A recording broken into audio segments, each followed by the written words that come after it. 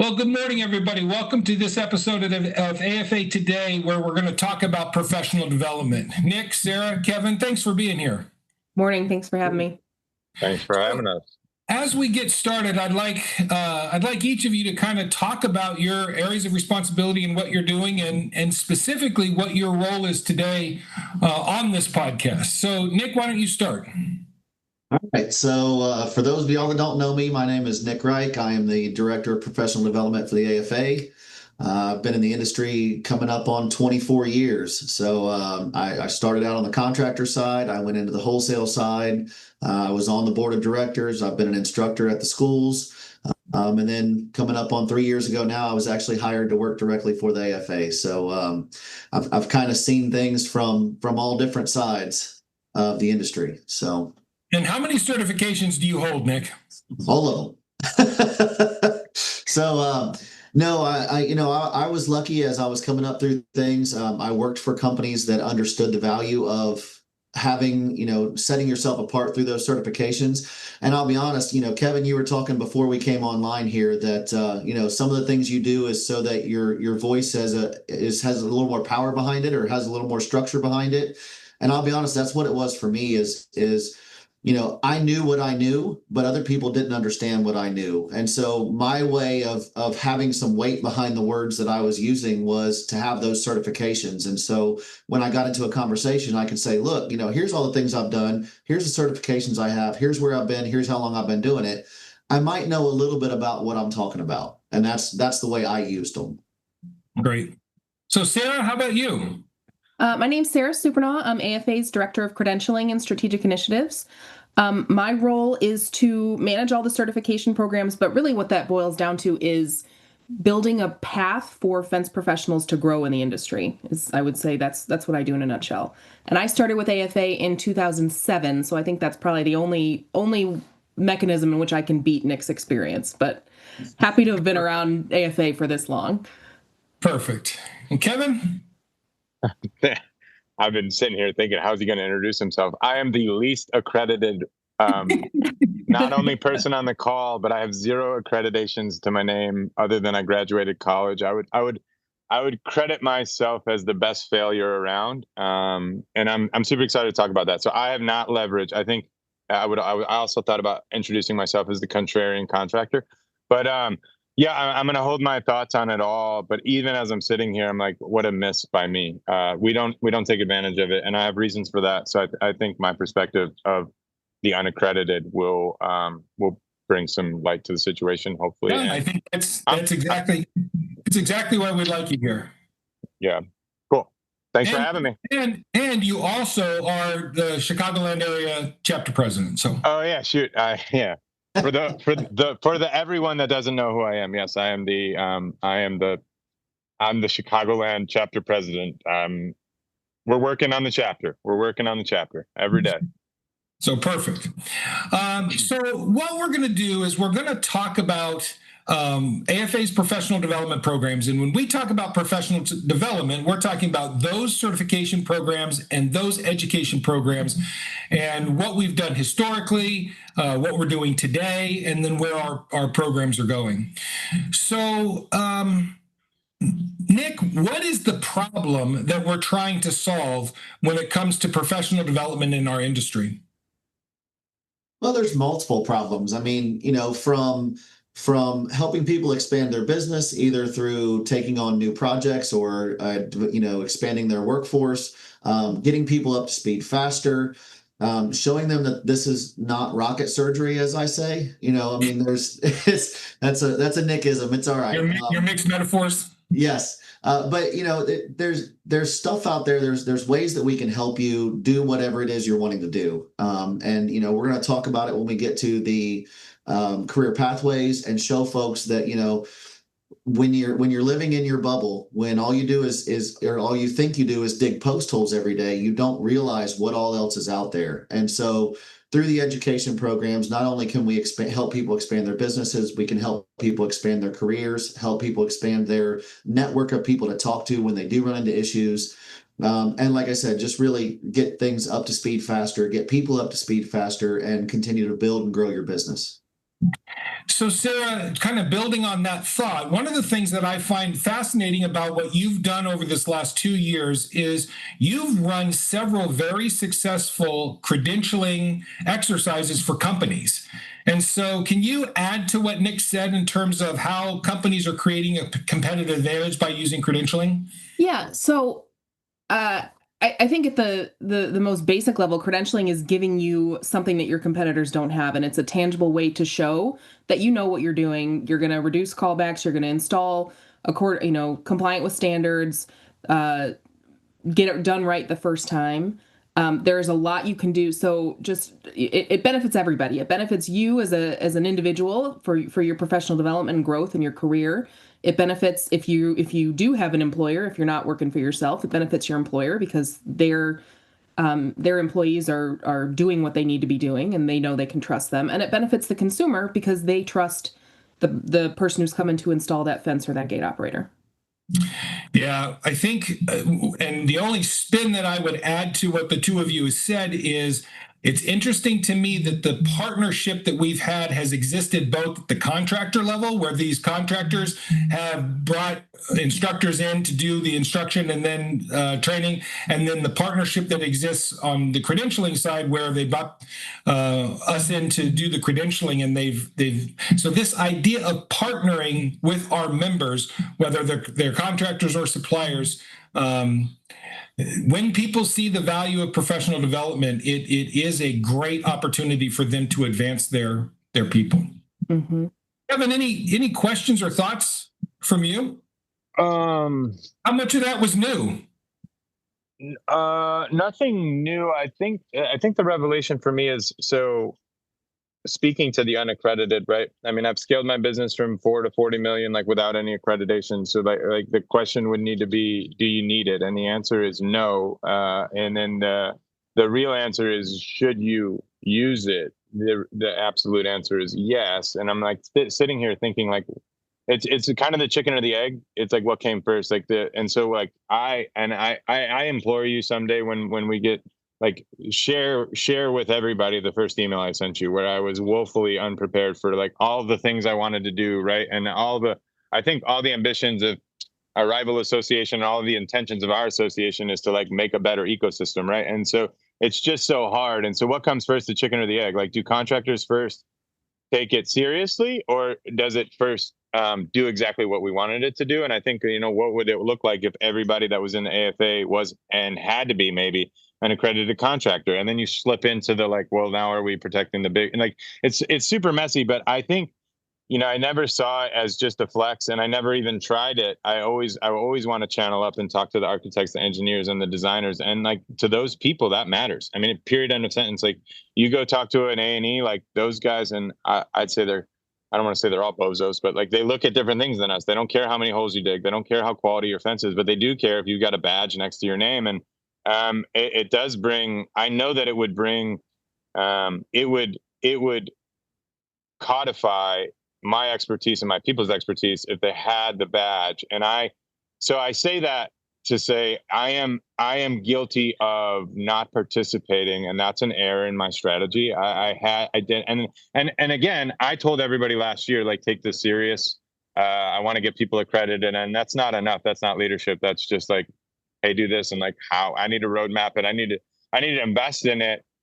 Because I think we could utilize it. We could leverage it, because like in a world where we're having trouble differentiating ourselves, like every day, like, why don't you get an accreditation, Kevin, you idiot? Now on the other side, I would just say, I think like in a company my size, I would love you guys to explore this. And I think this speaks to all the issues we're having, Michael, and maybe you should come on, when you come on my podcast.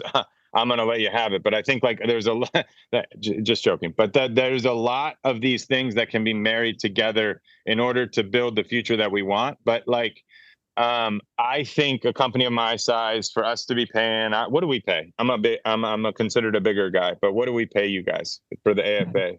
$1,200? What is it a year? In your case, it's about 3,000. Yeah, I think that's insulting, right? I think a guy like me, I should be paying 10, 20, maybe even $50,000 to support the industry. And like, that sounds crazy to most people, but like, I don't want to knick-knack, paddywhack, give the dog a bone. I don't want to pay 3,000 and then pay 1,500, 30, it's very expensive, and like it gets tick for tack. I'd rather spend for the a la carte, and I'd fill your classroom regularly with the hundreds of people that work for me, right? And so I think that's one piece I have is like it is expensive. I think that's fair. And what I do, and I'm going to say that and caveat it with, I take tremendous joy, and I'm not just the fanboy of the AFA. I'm like the anti guy. Like you guys heard me at mid-year. Like I tell my chapter that when I talk to my chapter, I'm like, listen, guys, my job is to be your voice. Like if you have a bitch, because I bitch loudly. I don't have a problem. You guys know I don't have a problem. Like I'm here on your show calling some things to light, right? I am super excited. I know what Nick means, his position means. I see the intention behind it. Like I absolutely know that we're moving the ball forward. Is it as fast as we like? You can't, like, Rome wasn't built in a day. And so I would say on that flip side, like I think we got to embrace virtual. We got to embrace like not having to send somebody to a classroom. Like I think we need to make some type of like, and I'm sure it's coming down the pike, but like, that if I can get people somewhat schooled and then they go to Fence Tech to get tested or something like that, to me that's insurmountable. And then I'm working on it myself, and I think this is where we need to all work together, right? That like one team, I don't know, whatever the saying is, but like it would be so impactful. We're gonna get there. So let's. Yeah. I think your point is well made, but let's get through this conversation and see if we can't shed some light on some of that. One thing I just say that I didn't say, and I'm sorry to like try to have the last word. That's annoying, but just like I just think it'd be so helpful to give us the Fence 101, like make it easier for us to bring people into the industry and give them, and maybe that exists. Like, is there a good Fence 101 class? It does exist, as a matter of fact. Well, I'm a hypocrite. So and it's virtual, so anybody can take it at any point in time whenever they have a chance. Just fire me off the call. I'm an asshole. See, I don't know. But no, I think that's great. I think that is like, I don't know what I'm talking about. And I am speaking arrogantly, like ignorantly, really, ignorantly and arrogantly, like, and that speaks to the level of investment that I've made in my company and the focus that I've not had towards it. And so shame on me, period. And I mean that. I'm not doing that. This wasn't a romantic attempt to like make you guys the good guys for the record, but shame on me. I'm sorry. So just as a point of being able to transition this, I can definitely do something about an invoice adjustment for your dues if you want to pay 20 or 30%. Absolutely we're make that happen. All right. So, but I think you raise a really good point, and that's what I was articulating earlier is our ability to partner with our members to get them the things that they need. Kevin, it's not going to cost that much as an investment for a company of your size. We can be a good trading partner to you, and we're gonna talk about a couple of those things. Let's dig down a little bit into some of the personal stories that you all have seen and the impact that training's done. So, when we talk about the schools, Nick, what are some of the lessons that you've seen learned? What are some of the impacts that's been created on an individual level? Like, tell me a little bit about the schools themselves and what the impact of those schools. So let's talk about the gate automation school, the gate automation installation school. That's what I'll say. We have a number of different schools, and one thing I will say is for me, there's no amount of education that is in exchange for experience. What I like to do is have a little bit of both. And what I would liken that to is if you have a new employee come in that has 5 years of experience and you have another employee that has 5 years of experience, but they also have 2 certifications, which one are you going to think is better organized and better prepared for the job that you're hiring them for? And so that's where I say those are kind of it's an add-on, it's a tweak, it's something that helps you organize and do things, make sure that you are doing things the correct way. So I don't want anybody to think that, come get our certification, you're going to be the best in the industry. Well, that's not how it works. It's a combination of things. So on the gate automation installation school, I've seen people, a lot of times we talk all the time about people who have never installed a gate operator. Their company is thinking about getting into gate operators. And so they come into work on Friday and their boss hands them an airline ticket and says, hey, you're going to wherever the school is for 5 days, you leave Sunday. And so I've seen those guys come in and, we call it drinking from a fire hose. It's a ton of information. We go through from the very beginning, what is a gate? what's the proper way to build it and install it, then what is an operator, what are the safeties that you need for it, all the way up through accessories and final install checklists, things like that. So I've seen those guys come in that knew nothing. They had never touched a gate operator. And at the end of it, while they may not be 100% proficient on their own, they at least understood, the components. They could look at it and say, oh, well, that loop is not big enough based on the gate, or, based on the type of vehicles that are coming through. Whatever it is, they had some base knowledge. So when they went back out in the field, they were that much ahead of the game. Somebody asked me one time if they should take our classes or take the manufacturer's classes first, because one thing about the AFA classes is we don't teach how to install XYZ operator. We teach how to install operators as a whole. And I was like, well, they should take it both. And they said, well, which one should they take first? I said, whatever one's available. And they said, well, why is that? And I said, because no matter where they start, whether they start at a manufacturer or they start with us, one way or another, they're going to accentuate each other. So if you go to XYZ manufacturer first and they're talking about how to set their force controls and they talk about this and they talk about that, you might not understand what those are or what they do. But then when you come to our school and you see how they're used and what they do, not only do you understand the purpose behind them, but you also understand how to do it. Or vice versa. If you go to ours first, then you might get to that gate operator and say, well, I know it's got a force control, but I don't know how to adjust this one. So when you go to the manufacturers, they're like, hey, you adjust ours like this. So again, it's an all of the above type deal for me. But I mean, it's a fantastic 5-day school.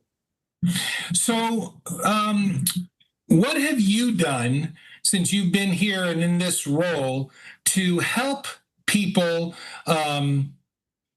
unscramble the mess that is training in our industry and give them a sense of how they progress through and reach their goals of turning this job into a career?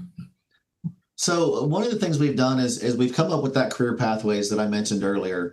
And right now the model shows kind of a stair-step method. And one of the things that's because that's the easiest way to show it. But the cool thing about this industry is it doesn't matter where you are. You could have started out in the office as a sales guy and just find out that you don't really like sales. Maybe that's just not your bag, but you really like building stuff with your hands. So if you want to go out and become a foreman or a fence installer or whatever, we've got education and we've got things that you can go to that will get you to be the best in whatever area it is you want to be. Maybe you want to go into production and operations and you want to actually run, maybe your company has a gate shop or an iron shop or a wood shop or whatever it is. And like I said, whatever position you're in is just not what you like to do. And that goes back to the window panes that Kevin was talking about earlier is, find what you like to do and find what you're good at and make that what you do for a living. And so we have all these different steps and all this stuff out there to help you to get from wherever you are currently to wherever it is you want to go. So give Kevin a nugget and tell him about the Fence Fundamentals course and what that is and what that is. So, all right, Kevin, this came out. The Fence Fundamentals course is a 4-hour online course on AFA University Online. And the reason it was originally created was twofold. One, at our fence installation school, our 5-day fence installation school, the way it used to start out, the guys would actually start out, or whoever was in the school would start out in the classroom for about an hour or an hour and a half each morning. And what we always talked about was that was really taking away from hands-on time in the field where we know that they're going to put their, what they learned into practice. And so what we decided was twofold. One, we wanted to get them out into the field right away. And two, we also wanted to provide something to anyone in the industry who could hire somebody new, sit them in front of a computer for 4 hours, and they could get the basics of what materials we use, what are the different types of fence that we build, what are some of the specialty tools that we use, maybe some truck and trailer safety, a little bit about OSHA and why those things are important. We talk about PPE. Basically we want to make sure that when the guy gets out there, he knows the difference between stockade and dog-eared and the difference between, PVC and vinyl coated chain link or whatever. So they have a lot of those tools. And it's broken down. There's knowledge checks. There's never a single module more than 15 minutes. So if by chance they're a little ADD and they get off track, They don't have to go back and watch a whole 3-hour video. They literally go back 10 minutes and they can restart that specific module. And then because it's online, whoever the administrator of said company is can actually monitor their progress and see how they did on the checklist. And then they get a certificate of completion at the end of it saying that they went through this 4-hour training. And when you put them in the field, they're just going to be that much more ahead of things. The other people that this is for is the people in the office that the folks that answer the phones and the folks that do your billings and all of that stuff that may not understand everything that happens out in the field. Well, now you can put them in front of a computer for 4 hours or on their phone or tablet or whatever it is. And when they're talking to a customer, they can speak more intelligently based on having the knowledge of what it is the customer's talking about. So before we move on, Nick, to talk about credentialing, what are the career pathways? How many are there, and what are those career pathways? So we currently have 3 career pathways. We have one for gate automation. All of our career pathways kind of start with the first rung on that ladder, like I said, is the fence fundamentals, because we want everybody to have some kind of base knowledge about what it is, no matter what they're doing in the industry. For the gate operator one, we've got the gate automation installation school. We've got the gate automation design school. And the reason that the design school is on there, even if you're an installer, is because we give it a lot more often throughout the year. So if nothing else, if you have a brand new installer, I know they're not necessarily the one doing the design, but if they understand how a proper system is designed, it's going to make them a better installer. So we've got these rungs, and then it goes into the sales training school and the leadership academy and things like that, because it gives them the ability to then run a crew. If you're going to be the foreman or whatever, maybe you have multiple installation crews for gate operators. So being that leader and how to take that to the next step. The second career pathway we have is the fence installation pathway. Same deal. It starts with the fence fundamentals. It goes to the fence installation school. And then it goes through kind of the same thing. It goes through the sales training school, the leadership academy, and then it starts mirroring the business side. So the business side, the business career pathway, we have the sales training, the leadership academy. We have the operations manager school. We have the fence contractor business school. And then we're going to be adding to all of these. So we want to continue to fill the small holes in between places. We want to, show people that there's more out there than even what we currently have. So Kevin, as you were saying, we're constantly adding to this. We know that there's more things that we can teach. There's more classes that we can have. We've got, classes for financial ideas and how to run your books. And we've got contracts classes, and we've got legal classes, and we got all kinds of things that are kind of coming down the pike that we're thinking about as we go through things. And I think the best part of the career pathways is that there are so many different things you can do in the industry, and sometimes it's even hard to know where if you're in a certain position, like, is there growth? Where do I go from here? Is there something else? And so what we've been trying to do with that is kind of show people the different options. And it's visualized as a stair step, but you can switch staircases. You can, if you're interested in something, you can jump over here and go down this path. It's a path, but it is a path with a lot of different directions to it. And really there's room for everybody, and you find the place that you belong in that on that path.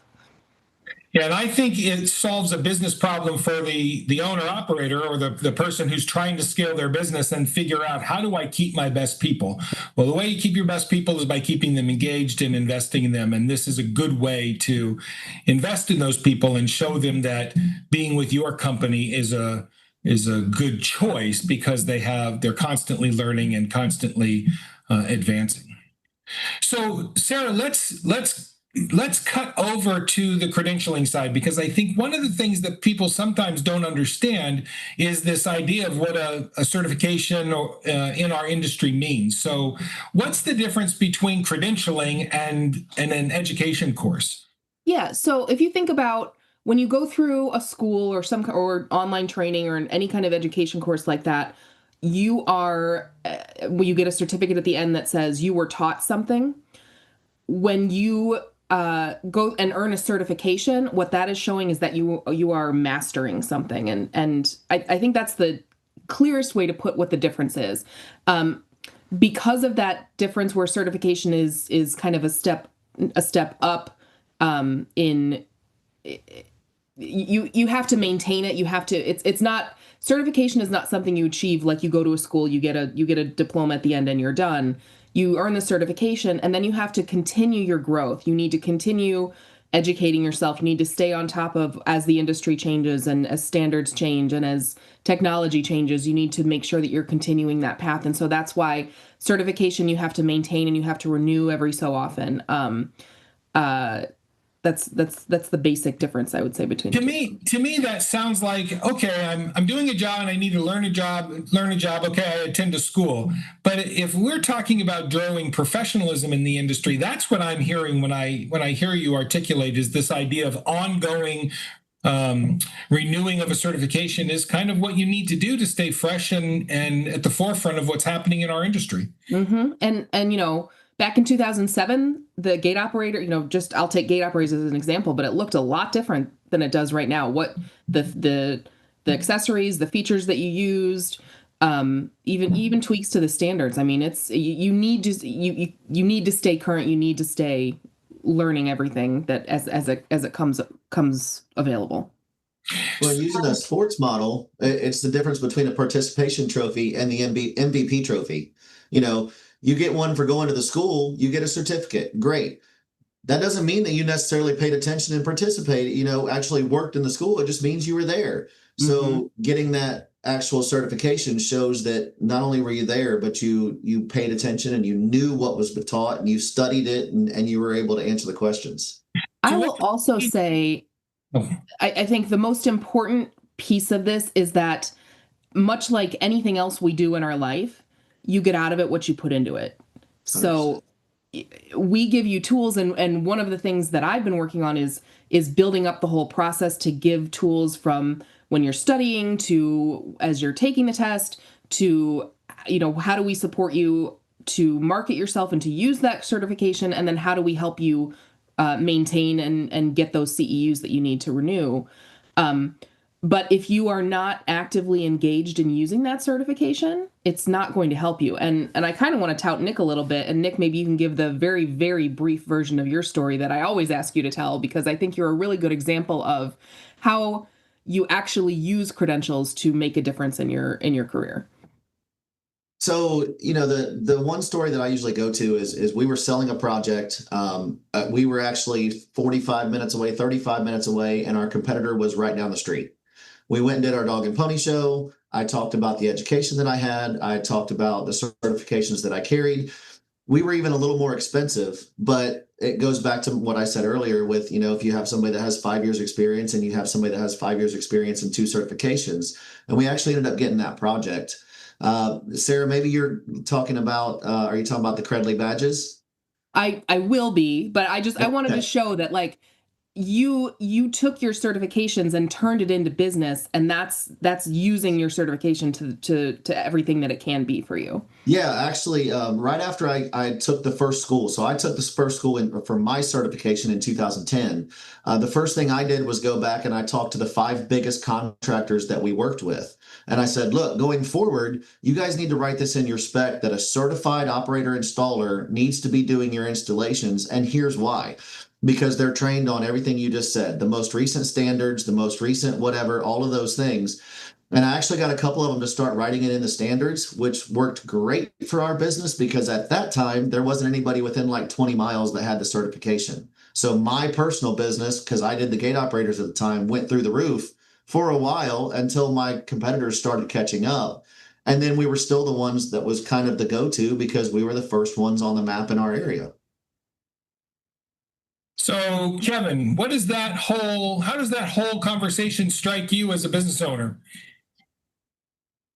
It strikes me. I just get curious about all of it. I can't help but wonder. It's like, for those that are accredited, like, I'd love to know. Do you guys? Well, my first question is there any bottom-up refinement? Like, those that have been through the court, like, are we doing anything like that? Like, do we hear? I'd be so curious, and this is what we were talking about, kind of like our political campaign and our marketing. Is like, I'd love to have talked to the like 10 to 20. I'd love to hear the voice of everybody that's been certified and accredited, like how they use it and how it's going. And like, I've heard both, like, people complain about the continuing education. I respect it, but I'm like, I went from I got to go get accredited to oh no, there's more.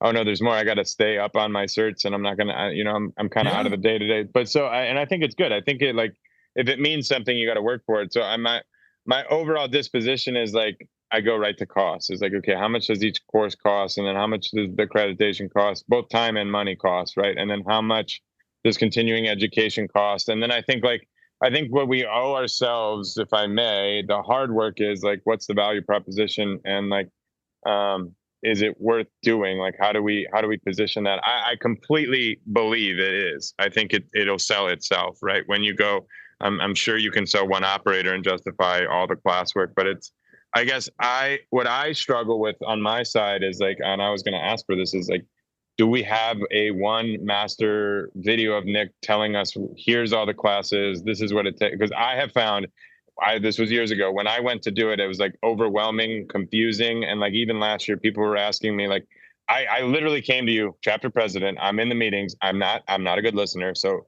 most of this is probably me, but like I had people asking me about education, and I thought we had to go to an education server center. Like it was like if you're not going to an event, and we don't have an event here because I'm a bad chapter president, like we haven't figured that out. But like if I don't, so I guess for me, let me shut up and just say like, give me the TLDR, the short version of like, this is what you do, this is how long it takes, this is how much it takes, and this is the ongoing. And I'm sure that resource is available. I don't know where to find it. And when I looked, I couldn't find it. So I would just say, I think that would be really helpful to understand that. I don't know if that's for this call, but that's what I would want to know. So Sarah, Why don't you tell Kevin about what exists on AFAU Online for that exact question? well, that's exactly what I was going to say. The last 2 years in a row at FinTech, Sarah and I have done a hour-long class speaking all about education and accreditation and how to use it. So right now on AFAU Online, there is a free 1 hour course that you can go in and watch, and it will tell you all about all of our classes, all of our certifications, the Credly digital badging program, which Sarah's going to talk about in a second, how to utilize that, how to tie those badges into your email signature or put it on your website, or we've got people that are printing out their badges and putting it on their trucks and using them as advertisements. So Sarah, go ahead with the Credly if you want. Yeah. So that's one of the resources that we have to kind of support, not just great, you passed the test, here's your certificate, we'll see you in 3 years for your renewal. We are working on those resources that we can give you that you can promote yourself and use it. So Credly is a digital badge. You get a login to the system. It is a verified page on online for you, so you can use the badge, link it in your email, put it on your quotes, put it on your website. They can click that badge. It takes them back to Credly. It'll give information on what that certification is, what you did to earn it, when you earned it, when it expires, all of those things. It has a lot of digital power behind it because, as I said, it verifies everything. You can use Credly, download sized versions of the logo for your use if you want to put a small one for your email, if you need a high res for printing. It's very easy. You can share out directly to social media. They have connections to all the major social media networks where you say, I want to post on LinkedIn. You just connect your LinkedIn to Credly. It'll start a post for you. You can add whatever caption you want, click submit, and it posts it right to LinkedIn or Facebook or wherever you're at. So it's a huge tool for marketing yourself. And we still don't have enough people using it. I mean, it's free. It's included with your certification. And I'm always happy to walk people through, or if they have any questions, definitely get a hold of me. But it is a great resource among others that we have and that we're developing to help you make the most of marketing yourself and that certification. So Kevin, and anybody that's got an email from me has 4 examples right there on the bottom of my email chain. So you can click on it and see what it looks like and how it works and everything else. So Kevin asked the question about, the question about return on investment is always a matter of what return on investment is. And one of the discussions that I always used to lead folks through is the cost of turnover. And the cost of turnover is so significant. And one of the ways that you combat turnover is by investing in your people and making you've got to make sure you pay competitively, and you've got to make sure that you give people opportunities. But if you want your people to stay and help your business grow, one of the ways to do that is invest in their continuing learning. I do want to there was one more thing that Kevin asked about that I want to make sure we don't gloss over, is the cost of renewing and all of those things. And finding the continuing education. That's another challenge that we know that exists in the industry. And so one of the things we've been doing is working on what we call our approved education providers program. You don't have to go through these companies to get your education, but what AFA is doing is partnering with manufacturers and consultants and suppliers and any industry organization that offers their own training, and partnering and promoting their training to those people who are looking for CEUs. So a lot of that training outside of with these approved providers is free. Some of it has a nominal cost, very affordable, and we are doing more and more to connect you with that. So we have about 5 or 6 companies enrolled right now as options. We're enrolling more. I would say every single week I add 1 or 2 to our list. But again, something else we've been working on to kind of help give you the resources and support you through that process versus just, hey, it's time to renew. You need to have figured out how to do all this on your own.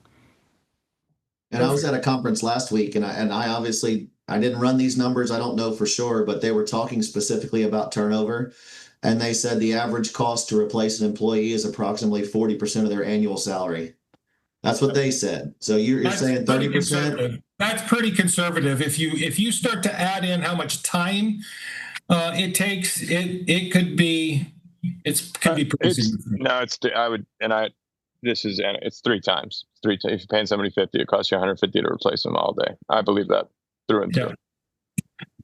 Well, let's talk a little bit about distance learning. And so this idea of Nick being able to offer some courses at FinTech, other courses at our AFA University. But what about people who can't get to a program? What are we doing to reach out to people in terms of distance learning? So that's all going back to the AFA University Online. So, we're trying to put the courses that we can put online.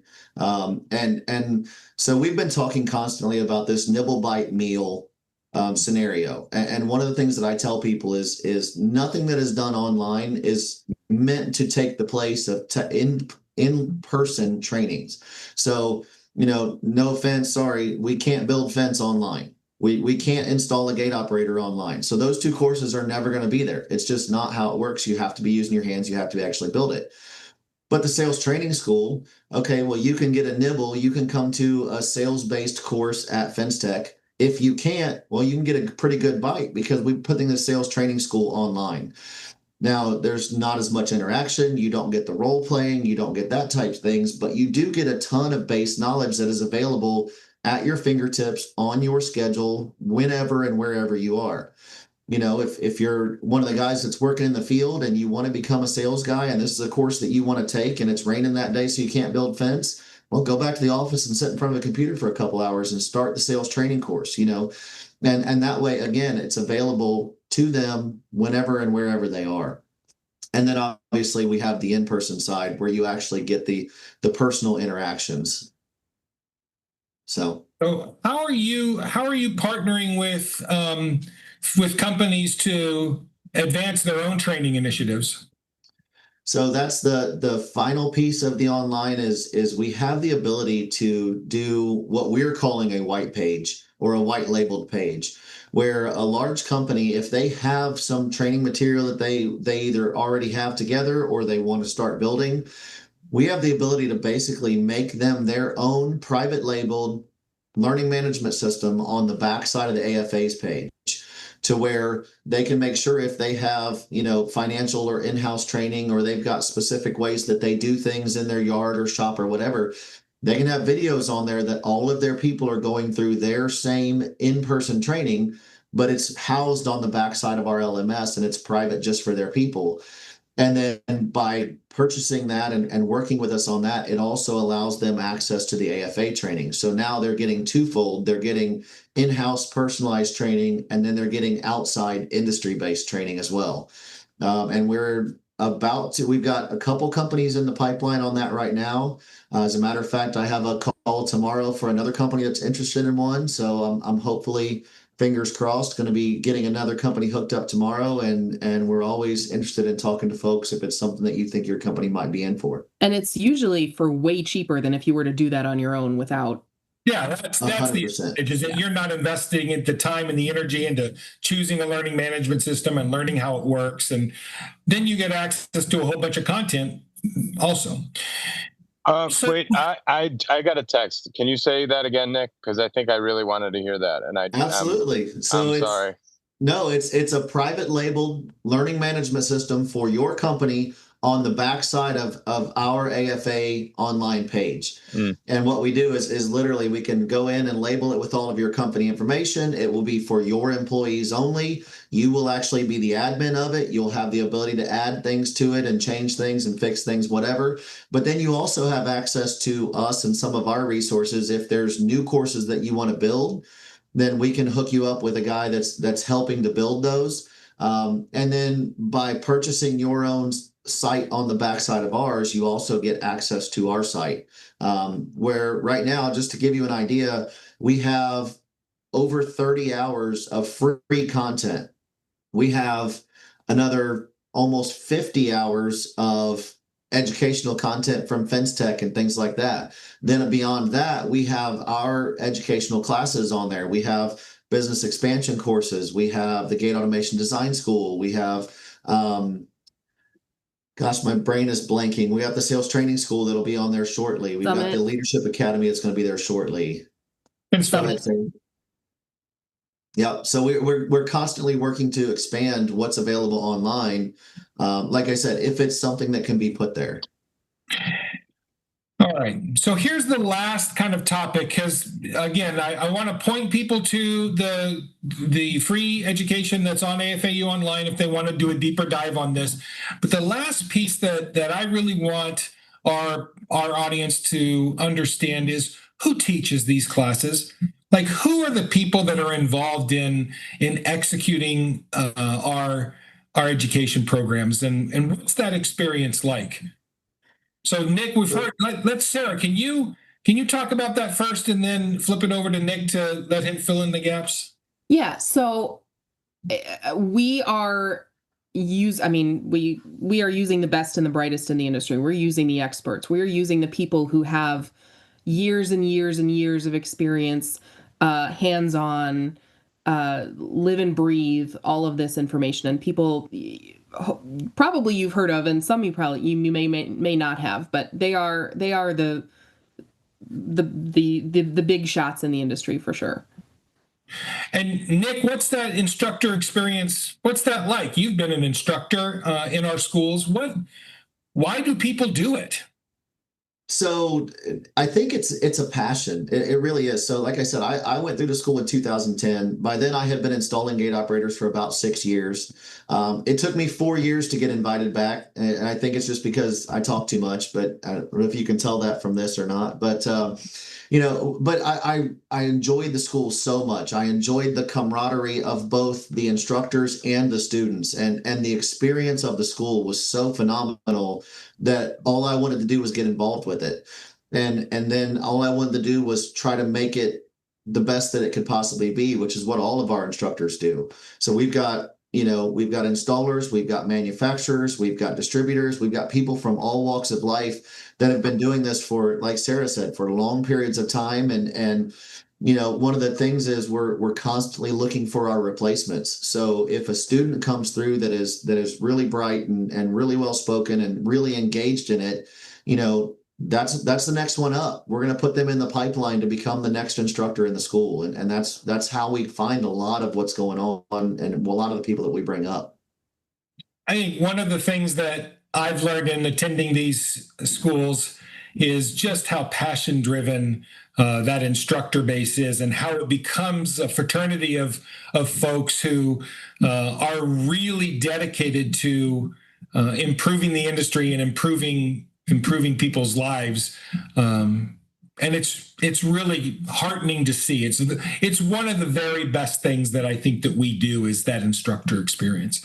So I would expand on that and say it's the student too. I mean, that's one of the things why I've stuck around for AFA as long as I have. I remember in 2007, which is when we launched which is now Gate Automation Installation School. It was Operator Installer School at the time, and seeing the reactions of the students that came through the school, and it didn't matter if they had never touched an operator or if they had been doing it for 20 years, they all came out transformed and energized and motivated. And from a selfish perspective, that was motivating for me. I'm like, I want to be involved and continue to help support these people. But just to see that reaction, and I think, if you have a chance to talk to somebody who's been through a school to kind of understand what they get out of it, we fail at explaining it because you have to talk to somebody who's been there, but it really is a transforming experience.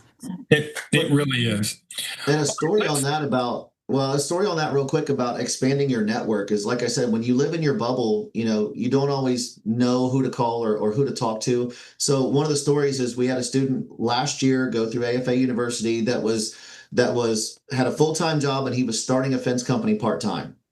And he's gone to every school that he can go to. He is invested in his fence company now, and he was on a job site and he ran into an issue and he didn't know how to fix it, but he had made good friends in the class, and he called one of the guys that was in the class with him that wasn't in his area, so he wasn't talking to a competitor or anything. It was just somebody else in the industry that knew what they were talking about. And he said, "Man, here's my problem. I don't know how to fix it." The other guy said, "Do me a favor, take some pictures, take a couple measurements for me. I'll get right back with you." And sure enough, that's what they did. And that guy dropped what he was doing.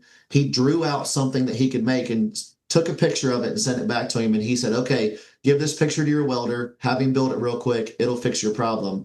And sure enough, a couple days later, the guy was able to finish this. And it was at that point, I think it was one of the biggest projects he had done to date.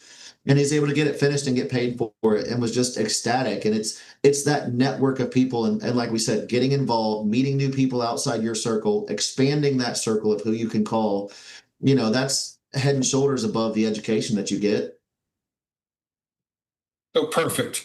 So let's wrap this up for today, because I know we could continue this conversation, all of us could, but let's leave. I'd like each of you to kind of summarize your thoughts with regard to professional development and the experience that people get with AFA. So, Sarah, why don't you go first, Nick, and then Kevin, I'm going to let you bring it home, and then I'll close us out for today. I think professional development, the whole package, credentialing, education, all of it is so important for anyone in the industry, regardless of where you're at in your career. You can get better. You can earn more business. You can better yourself and your knowledge.